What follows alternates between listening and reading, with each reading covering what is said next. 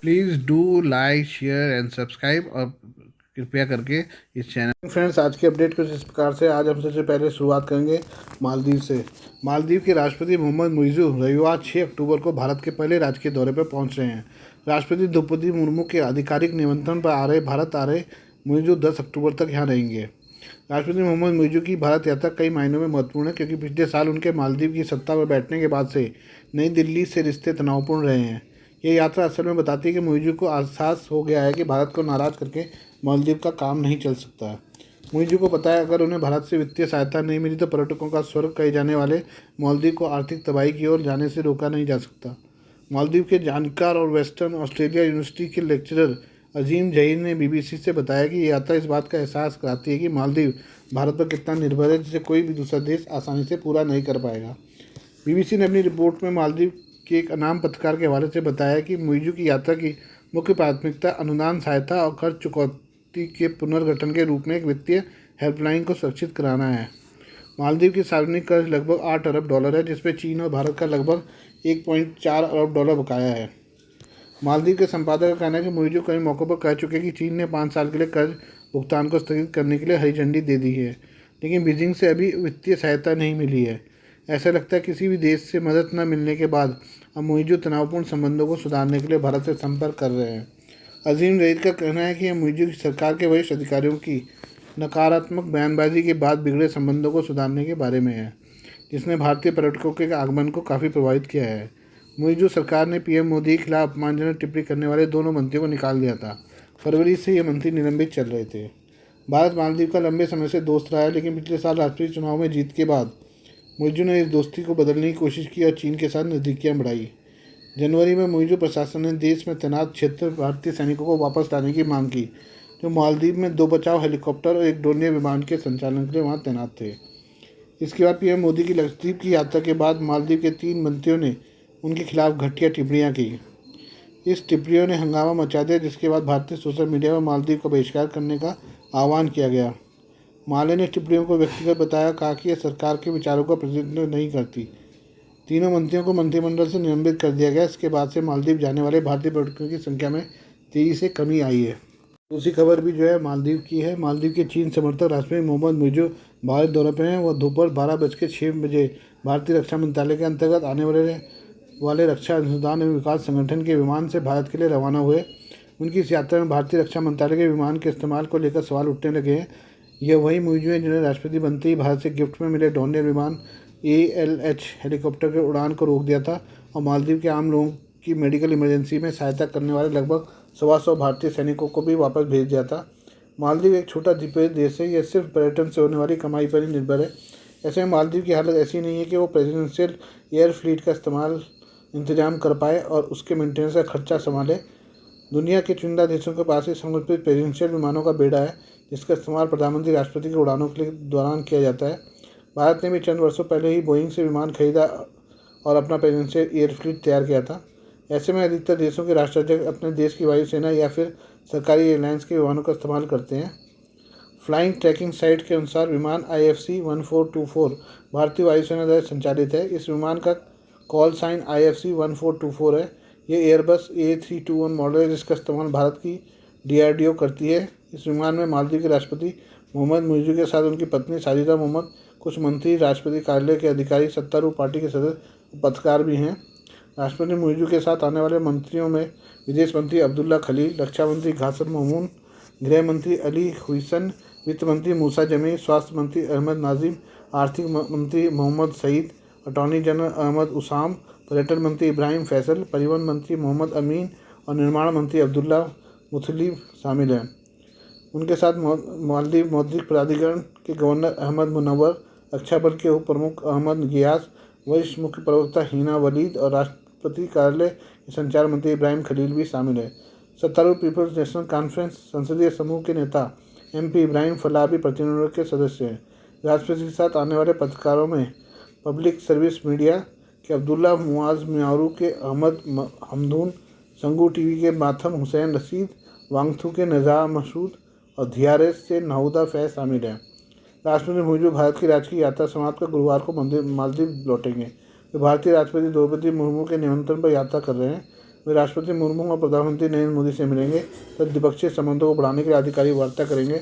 राष्ट्रपति अपनी यात्रा के दौरान मुंबई और बेंगलुरु का भी दौरा करेंगे। अंतर्राष्ट्रीय मीडिया से पहले भारतीय अधिकारियों के हवाले से बताया कि इस यात्रा का उद्देश्य वित्तीय सहायता प्राप्त करना है, लेकिन किसी भी सरकार ने इस मामले पर कोई टिप्पणी नहीं की है। ईरान के मिसाइल हमले के बाद इसराइल जवाबी कार्रवाई की तैयारी कर रहा है। अमेरिका समेत पूरी दुनिया को आशंका है कि इसराइल ईरान की परमाणु प्रतिष्ठानों को निशाना बना सकता है। यह भी आशंका जताई जा रही है कि हालिया तनाव से ईरान के परमाणु हथियार बनाने के लिए प्रेरित होने का भी खतरा है। इस बीच सवाल उठता है कि क्या इसराइल के पास परमाणु हथियार हैं जिससे वह ईरान की हिमाकत का मुंहतोड़ जवाब दे सकता है। यह सवाल इसलिए भी लाजमी है क्योंकि इसराइल ने परमाणु हथियारों की मौजूदगी को अभी तक आधिकारिक रूप से न तो स्वीकार किया है न ही इनकार। Stockholm International Peace Institute SIPRI के अनुसार जनवरी 2024 तक इसराइल के पास लगभग 90 परमाणु हथियार थे। इनमें F-16 F-15 विमानों से फायर किए जाने वाले 30 गुरुत्वाकर्षण बम, जमीन से लॉन्च होने वाले जेरिको 13 बैलिस्टिक मिसाइलों के लिए 50 वॉरेड और इसराइल की डॉल्फिन क्लास पनडुब्बियों से लॉन्च होने वाले 10 परमाणु क्रूज मिसाइल शामिल हैं। 2015 में सार्वजनिक किए गए अमेरिकी सरकारी दस्तावेज के अनुसार अमेरिकी सरकार को पहली बार 1960 में डिमोना के पास नेगेव परमाणु अनुसंधान केंद्र में इसराइल के गुप्त परमाणु कार्यक्रम के बारे में पता चला था। उस समय CIA ने अनुमान लगाया था कि 1974 तक इसराइल ने पहले ही परमाणु भंडार जमा कर लिया था। यह केंद्र कथित तौर पर 1950 के दशक के अंत में फ्रांसीसी सहायता से बनाया गया था। सिप्री का कहना है कि 2023 की शुरुआत में इसराइल के पास 750-110 किलोग्राम प्लूटोनियम हो सकता था, जो 277 परमाणु हथियार बनाने के लिए पर्याप्त था। इसराइल ने कभी भी आधिकारिक तौर पर पुष्टि नहीं किया, न ही इनकार किया है कि उसके पास परमाणु हथियार है। इसराइल परमाणु अप्रसार संधि NPT का भी पक्षधर नहीं है। वाशिंगटन पोस्ट के लिए 20 फरवरी को लिखे गए एक लेख में अमेरिकी सुरक्षा विशेषज्ञों ने दावा किया कि शीत युद्ध के दौरान यह नीति उचित थी, क्योंकि इसराइल को डर था कि USSR संतुलन के लिए मिस्र या सीरिया के साथ परमाणु तकनीक साझा कर सकता है। फिर भी इसराइल के विरासत मंत्री अमीचाई एलियाऊ और लिकुड सांसद टेली गोटलीव ने हमास के 7 अक्टूबर के हमले के मद्देनजर गाजा पट्टी में परमाणु हथियारों के इस्तेमाल का सार्वजनिक रूप से प्रस्ताव रखा। इसराइल के रक्षा मंत्री मोशे दयान ने 1973 के योम किपर युद्ध के दूसरे दिन परमाणु हथियारों के इस्तेमाल का प्रस्ताव रखा, जैसा कि इजरायली मीडिया ने 2013 में खुलासा किया था। आइए हम बात करें पाकिस्तान की। पाकिस्तान में सियासी उठापटक तेज हो गई है। खैबर पख्तूनख्वा के मुख्यमंत्री अली अमीन गंडापुर ने पिछले महीने एक बड़े राजनीतिक आंदोलन की घोषणा की थी। उनका कहना था कि अब हालात ऐसे हो गए कि बिना इस आंदोलन के देश में कोई सुधार संभव नहीं है। हालांकि हाल ही में वो रहस्यमय तरीके से गायब हो गए। इसके बावजूद जेल में बंद पूर्व प्रधानमंत्री इमरान खान की PTI पार्टी ने सरकार के खिलाफ अपना विरोध प्रदर्शन जारी रखने का फैसला लिया है। ऐसे में राजधानी में रविवार को लगातार दूसरे दिन हालात तनावपूर्ण रहे हैं। एक मीडिया रिपोर्ट के अनुसार रावलपिंडी और इस्लामाबाद में पाकिस्तान तहरीक-ए-इंसाफ PTI के प्रदर्शन के बीच जारी अशांति के बीच मोबाइल फ़ोन सेवाएं रविवार को तीसरे दिन भी निलंबित रही। पंजाब पुलिस के अधिकारी पूरे शहर में विभिन्न स्थानों पर तैनात हैं। पाकिस्तान तहरीक-ए-इंसाफ PTI पार्टी ने रात भर चली बैठक में फैसला लिया है कि प्रदर्शन तब तक जारी रहेगा जब तक इमरान खान उससे ख़त्म करने के लिए नहीं कहते। PTI की राजनीतिक समिति ने यह भी फैसला किया कि अगर गंडापुर को गिरफ्तार किया जाता है तो पार्टी के वरिष्ठ नेता आजम स्वाति विरोध प्रदर्शन का नेतृत्व करेंगे। मीडिया रिपोर्ट के मुताबिक अगर स्वाति को गिरफ्तार किया जाता है तो कमान संभालने के लिए एक नए नेता को चुना जाएगा। गौरतलब है PTI के संस्थापक इमरान खान 1 साल से अधिक समय से रावलपिंडी के अदियाला जेल में बंद हैं। रैली का मकसद खान की रिहाई, न्यायपालिका की स्वतंत्रता और बढ़ती महंगाई का विरोध करना है। राजनीतिक समिति ने प्रदर्शनकारी नेता गंडापुर के लापता होने की भी आलोचना की।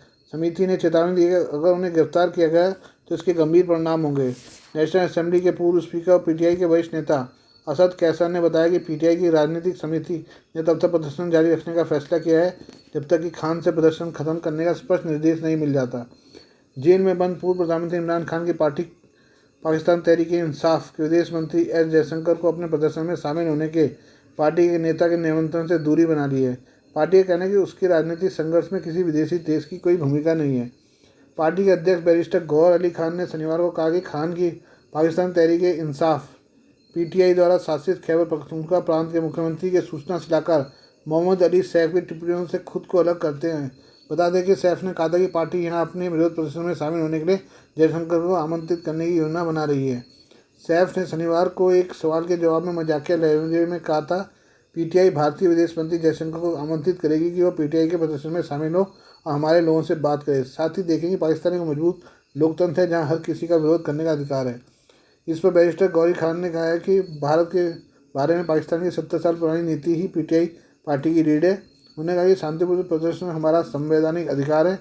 भारत समेत किसी भी विदेशी गणमान्य व्यक्ति की पीटीआई को प्रदर्शन में शामिल होने का न्योता नहीं दिया गया है। किसी भी विदेशी गणमान्य व्यक्ति को हमारे आंतरिक मामलों पर कोई टिप्पणी करने की अनुमति नहीं है।